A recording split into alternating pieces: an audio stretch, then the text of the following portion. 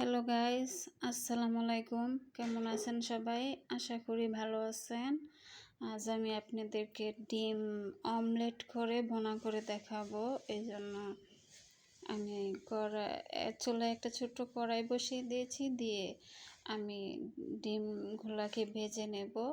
আমি তেল দিয়ে একটু লবণ ছিটা দিয়ে নিয়েছি, দিয়ে আমি ডিমগুলোকে ভেজে নিচ্ছি। ডিমের একটু কোষা পড়ে গেছে, তাকে উঠিয়ে ফেলে দিয়েছি। আর এখানে 1 চিমটি হলুদ গুঁড়া আর মরিচ গুঁড়া দিয়ে নিয়েছি, এতে করে ফ্লেভারটা ভালো হবে। আমি ডিমগুলোকে এপাশ ওপাশ 2 পাশে ভেজে নেব। আমি ডিমটাকে উল্টে দিচ্ছি, উল্টে দিয়ে আমি ভালো করে ভেজে নেব।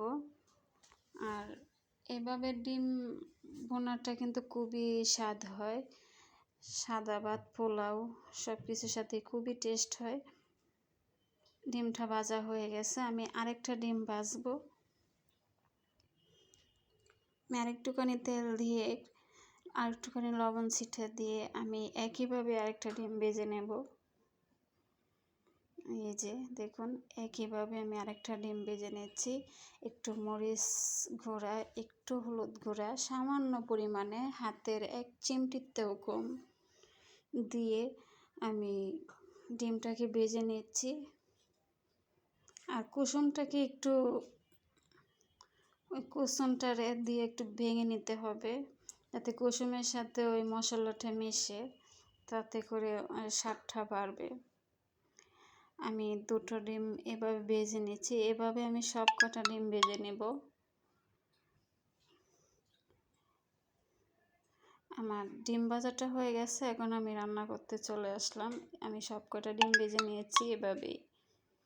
এখানে আমি তেতো করা রসুন দিয়েছি কিছু, আর দিয়ে দিব পেঁয়াজ কুচি পরিমাণ মতো।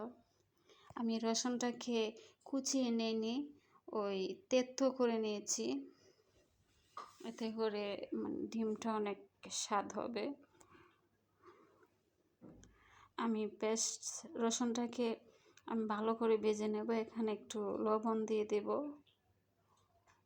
লবণটা একটু বুঝে দিতে হবে, কারণ ডিম ভাজাটার মধ্যে লবণ দেওয়া আছে। প্রত্যেকটা ডিমই আমি লবণ ছিটা দিয়ে আমি ভেজে নিয়েছি। এখন এই পর্যায়ে এসে আমি কাঁচামরিচ দিয়ে দিয়েছি, দিয়ে আমি পেঁয়াজ রসুনটাকে একদম ভাজা ভাজা করে নেব, লাল লাল করে ভেজে নেব।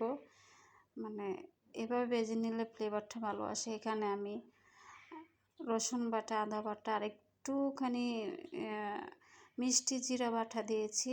অনেকে এটাকে গমরি বলে, মিষ্টি জিরা বলে, মৌরি জিরা বলে। আমি ওই একটুখানি দিয়েছি, দিয়ে একটু পানি দিয়ে দিয়েছি। এখন আমি গুঁড়া মশলা অ্যাড করে দেব এখানে।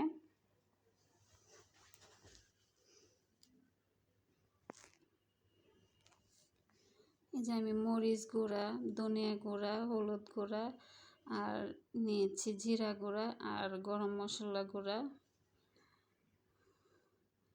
দিয়ে আমি মশলাটাকে কষিয়ে নেব।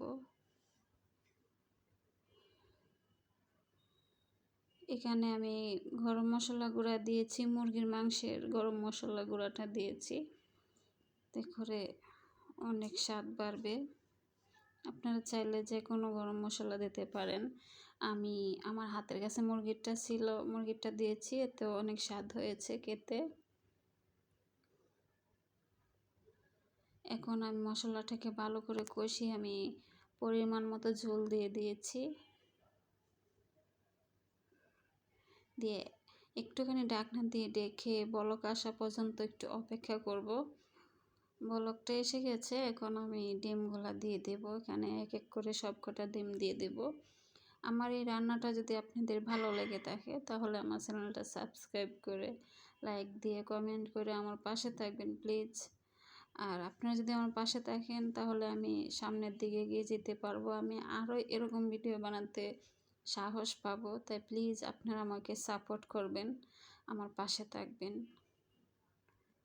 এই যে আমি সব কটা ডিম এভাবে দিয়ে দিয়েছি। আর এভাবে ডিম ভুনাটা করলে সাদা ভাতের সাথে খেতে অসাধারণ লাগে। আমি আবার ঢাকনা দিয়ে ঢেকে দিয়েছি।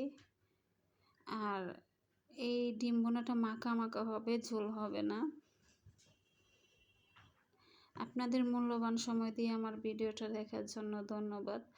আর যারা সাবস্ক্রাইব করেন নাই প্লিজ আমার চ্যানেলটা সাবস্ক্রাইব করবেন, আর যারা করেছেন তাদেরকে অসংখ্য অসংখ্য ধন্যবাদ।